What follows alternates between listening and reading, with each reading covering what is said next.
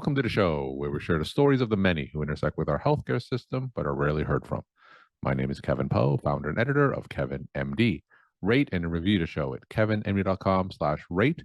Subscribe at kevinmd.com/follow. Today in the show, we have Marc Nelson. He is a scientific researcher, and his Kevin MD article is titled My Journey Being Gaslighted About Obesity, Skinny Fat, and Body Type. Marc, welcome to the show. Thank you for having me. We'll get into your article in a little bit. First off, share your story and journey to where you are today. Yeah, so when I was 8 years old, I was actually a star soccer player on a state championship team. And I began noticing during shirts off soccer practice that my body was very different than my peers. And when I would go in and see my doctor, they would run me through all the tests and I would be totally normal relative to my safe BMI weight range. And that's all that they really cared about. And this was in the mid 1980s. It was when the BMI had just become standard. And so when I would bring up all this skinny fat all over my body, there was no term at the time for skinny fat. There really was no term at all other than you were normal or not normal relative to your BMI. And so when I would bring up to my parents or the doctors, what's up with all this fat all over my body when I'm well within my safe BMI weight range, no one listened and no one cared, because I was well within my safe BMI weight range. Well, as the years passed and I hit puberty, I was a late bloomer, more fat grew and no muscle grew. And I ended up having to quit all competitive sports because I didn't have any muscle on my body. And you can't be an athlete if you don't have muscle. And so as I got into college, I was determined to understand what was wrong with my body and why it was covered in so much fat, even when I was well within my weight range. And nothing really fixed anything. And so by the time I left college, I took a job at CU Boulder doing scientific research. And it was from that point on where I was determined to open up my own research center and figure out why I was so different. Talk more about that story in your Kevin MD article, My Journey Being Gaslighted About Obesity, Skinny Fat, and Body Type. Now, as you were growing up, you're saying that there were no resources that you could turn to. You ever talk to a pediatrician or physician or any type of healthcare professional about some of the issues that you talked about? I did, but again, because the BMI is so ingrained in terms of being the standard, because I was well within my safe BMI, because at the time there was no terminology for skinny fat, which is cellulite, thin fat, loose skin, crepey skin, thin fat, and normal weight obesity. Most people don't realize that obesity is defined as having too much fat on your body. It's not about being overweight, because then folks like Dwayne Johnson would be quote unquote obese when he's not. He just has a bunch of extra muscle on his body. But obesity is defined as having too much weight on, or too much fat on your body. And so I was well within my safe BMI weight range, but I had fat all over my body, which now there's a term for it. It's called normal weight obesity. When I was at CU Boulder, and I had really good health insurance, and I went and saw every specialist, and they poked and prodded and did all the tests, and they came back and said I was totally normal. And when I would address with the doctor in the actual room I was standing in with him, what's up with all this skinny fat all over my body, all this fat all over my body, even though I'm well within my safe BMI weight range? No response, no answers, because they didn't have any answers. Because that's the downside right now of our current body type standards. They are simply inaccurate. They need to be strengthened. So I'm not knocking the fact that we have standards. I'm simply saying that we need to make them more accurate.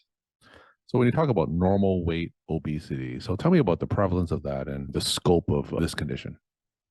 We don't really know the answer to that right now. So that term has really only been around now for the last decade or so, and it's gaining credence in the medical world, but we don't really know right now. And that's one of the things that our research here at Fellow One Research is looking at is, so according to mainstream science and medical doctors, when I go in and see my doctor, anyone goes in and sees their doctor, you are being held to the body type 1 standard. It's that standard image that you see in any scientifically approved human body anatomy book, excuse me.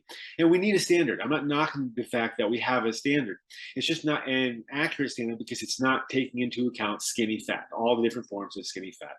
The second standard is the body mass index. And again, it's not accurate because it's not taking into account skinny fat. The third standard is the BMR, the basal metabolic rate, which is the number of calories that your body requires daily. And that standard is also not accurate because it doesn't take into account skinny fat. We know, according to science, that 1 pound of muscle mass burns 6 calories daily, but 1 pound of fat or skinny fat only burns 2-3 calories daily. So if you're someone like me who's dealing with normal weight obesity, having skinny fat on your body when you are within your normal, safe BMI weight range, you need less calories daily because you have skinny fat on your body, and skinny fat burns less calories than muscle. So, in terms of normal weight obesity and skinny fat, tell us about the health implications of that condition going forward. Yeah, so basically, right now, again, with the limited scientific data that we have on those terms, the scientific data that we have right now shows that if you are dealing with normal weight obesity, you are dealing with the same general risks as if you had obesity, which we know obesity is a disease and it carries with it serious risks in the short and long term, including heart issues. There's a whole plethora of health issues that come with that, along with the skyrocketing healthcare costs that come with it as well. So, how does one diagnose being skinny fat or normal weight obesity? Is it within the body mass index reference ranges, and then you calculate a percentage of fat or muscle mass? Like, how does one go about diagnosing this? So again, that's a great question, but I don't think that we have a standard way of diagnosing that at this point, which is one of the reasons why we are working on the research that we are here at Fellow One Research, because we understand what does skinny fat really mean, and how do we improve our current body type standards so that we can improve the ability of medical doctors to actually properly diagnose this. So I don't think that right now, currently, we have a standard. Again, the only 3 standards that we currently have are the body type 1, the BMI, and the BMR. And our research is looking to bring forward the scientific data so that we can strengthen those and we can actually come up with a real way of diagnosing skinny fat in all its forms. When you bring your data to traditional medical organizations in general, what's their response to normal weight obesity? Right now, not very good. There are a few organizations like the Mayo Clinic, which have up on their site their definition of normal weight obesity. So it is gaining ground, but we are currently working on funding so that we can take our research to the next level, get a battery of peer-reviewed papers out on it and such. So unfortunately, the current state of mind relative to skinny fat is not as strong as we would like it to be, but that, in general, is the nature of science. There's always data and evidence and facts rolling in, and as they do, we change the way that we see science and everything relative to it. So that is our goal. We're talking to Marc Nelson. He's a scientific researcher, and his Kevin MD article is titled "My Journey Being Gaslighted About Obesity, Skinny Fat, and Body Type." So, Marc, now when you talk about normal weight obesity to your medical professionals, has their response differed or changed compared to when you were a youth? Unfortunately, no. And again, I think that is simply because doctors are under an immense amount of pressure to know everything and to get everything right.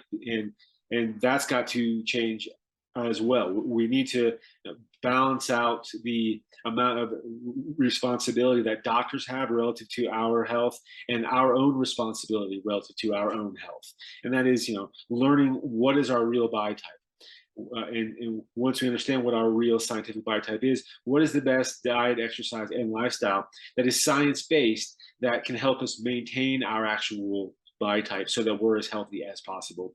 Instead of this current model where right now we go to the doctor and we expect the doctor to know everything about everything and to heal everything about ourselves if we're dealing with any unhealth. And that's just not reasonable for anyone. So things really haven't changed. They don't listen still.